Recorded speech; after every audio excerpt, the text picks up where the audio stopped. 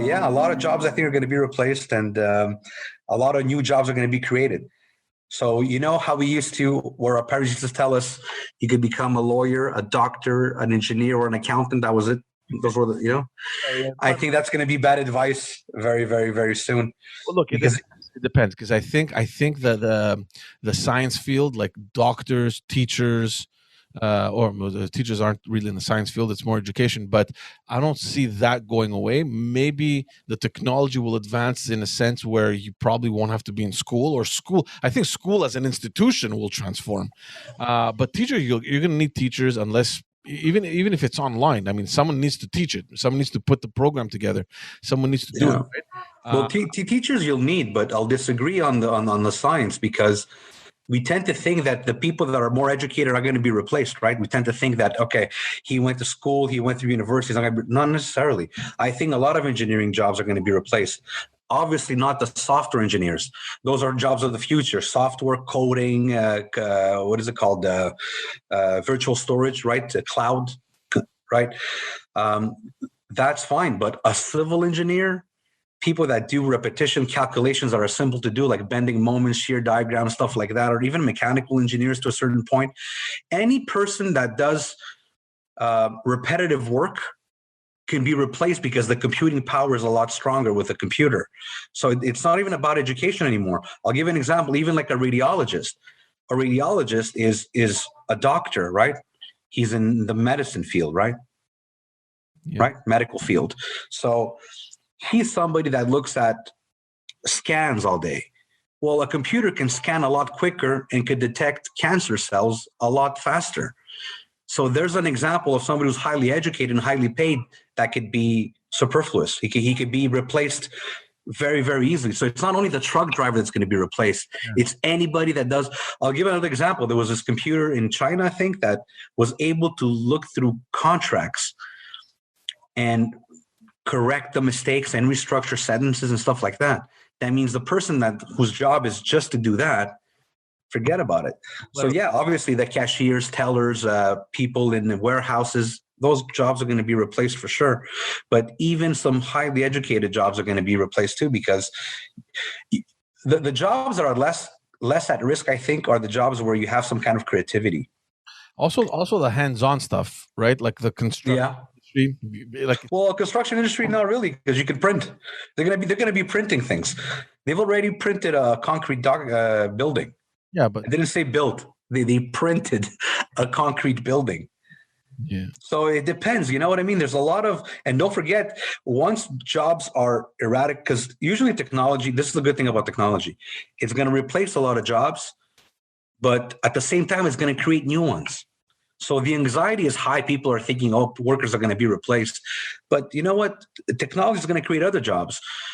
There's going to be jobs for robotics manufacturing, replacing those parts, selling those parts, advertising those parts, new medicine, biotechnology, info. There's going to be a big, big, big, big, big, big, big opportunity as well. but there's also a lot of education linked to these sectors as well, right? Whereas you can go learn a trade today with very little education, and you can make a living, and you can live the rest of your life. And if you, I mean, it's difficult to imagine that in the near future everyone is going to have that ability to learn advanced technologies like that, right? You I mean, know, so yeah, it's going to create jobs, but are those jobs going to be for everyone? I don't know. Like I was talking about hands-on stuff. Like I think you're always going to need a plumber. Like see, I was telling you before, we had high winds. They blew off one of my shingles. I needed a guy to come and put it for me. Like there's no machine that's going to come. absolutely. Yeah. I get it. You know, Yeah. so there's jobs like these that are probably going to remain. It's difficult for me to imagine how they could get replaced. But the other stuff, I agree with you. But where the big question mark lies for me is that what you just said, where technology will create new opportunities, but are those opportunities going to be available or interesting to everyone?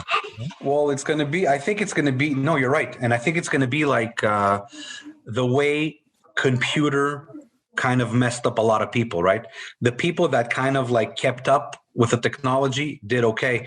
The person who, when the Excel sheet came out, the spreadsheet came out, and he didn't learn it, he missed so many steps that now he can no longer be of value to the workplace, right? I think that's going to be the same thing. So people that don't have any skills or didn't develop any skills are definitely going to have a big problem, and that inequality gap is going to grow more and more and more. So you don't necessarily maybe need to go learn a coding language, but it's not a bad idea to tell your kids to start at least looking at them, right? Whether it's C#, C++, Java, Python. There's a lot of and you know what? Because technology is growing, coding and writing code gets easier, right? Because there's people that are working to make those languages easier to use as well. Yeah, yeah. You know. We're talking a lot about artificial intelligence, and I'll be honest with you, there's very little that I know, and there's even less that I understand. I mean, maybe it's the fact that you're saying. I mean, you know how before our parents were that category of people that just didn't understand, right? It's like, dude, it's a computer. Come on, you know what I mean? For us, that was the technological advance, right? It's look, it's a computer. Look what you can do. Oh, look. The internet, yeah, we were the internet. The internet was the first thing we didn't know how to use. Before we had a computer with DOS, like remember it was a black screen with a green. Yeah. You had to write commands, C 2 points. Programs.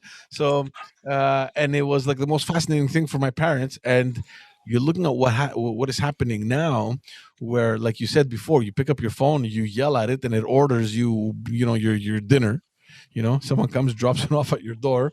It's literally next level, and this is all artificial intelligence, right? This is all. I was reading, and I was telling you this a while ago. Well, I was reading an article about the smart fridge.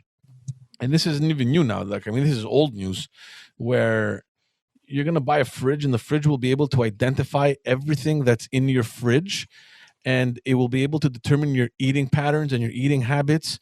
And it will know that, okay, whoops, so you have one tomato left, and it'll be able to order online. Well, we're out of tomatoes. Let's go. Let's get new tomatoes, order, boom, and then deliver, home deliver. So it's like it happens kind of automatically for you. There's so many things. Yeah, there's so many.